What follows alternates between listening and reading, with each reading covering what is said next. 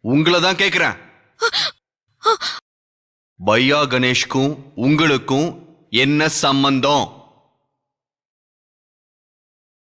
அவன் கூட உங்களுக்கு எப்படி பழக்கம்?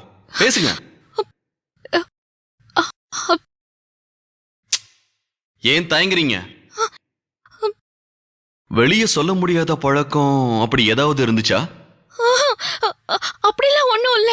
போய் போய் போய்.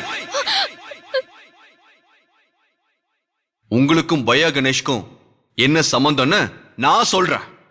ஏன்னா அதுதான் இந்த கேஸ்ல முக்கியமான விஷயம். Objection your honour. அர்ஜுன் இந்த பொண்ணோட பர்சனல் லைஃபை தோண்ட ஆரம்பிக்கிறாரு. Sorry your honour.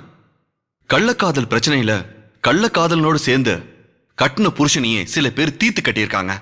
அந்த மாதிரி எத்தனையோ கேஸ இந்த கோர்ட் பார்த்திருக்க.